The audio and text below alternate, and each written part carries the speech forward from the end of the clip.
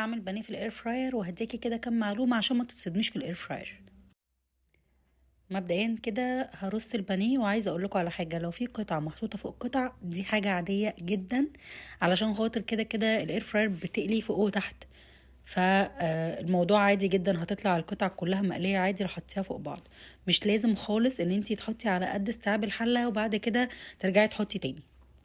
الفكرة في اللون الذهبي للبانيه بتيجي من الزيت، مش من البقسماط وسواه او عدمه. يعني لو انتي مش عايز تحطي زيت في الاير فراير براحتك خالص، وهيستوي برضو، ولكن وش البانيه هيطلع لون البقسماط اغمق سيكة بسيطة خالص، ده معناه ان هو استوى عادي. على فكرة البانيه لما بيتقلي في الزيت بياخد لون ذهبي وبياخد لون بني، ده درجة حرق الزيت نفسه. فلو مش عايز تستخدمي زيت براحتك، ولكن عشان اطلعه لكم بالشكل اللي انتوا عايزينه، انا بالسباتولا كده خدت نقطتين زيت وزعتها على وش البانيه وظهره. وعلى فكره دول بجد نقطتين زيت، مش كميه كبيره، هي السباتولا وزعته حلو جدا. لو عندك بخاخ تمام، ولو عايز تستغني عن الزيت برضو تمام.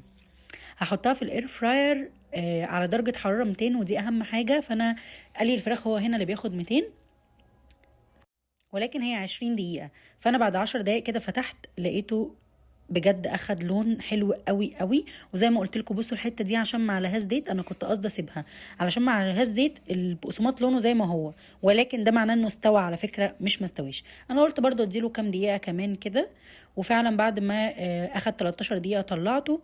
عايزه اقول لكم استوى سوا حلو قوي قوي قوي. طعمها في الاير فراير حلو قوي، طعم الفراخ باين اكتر من الزيت، وده ميزه الاير فراير.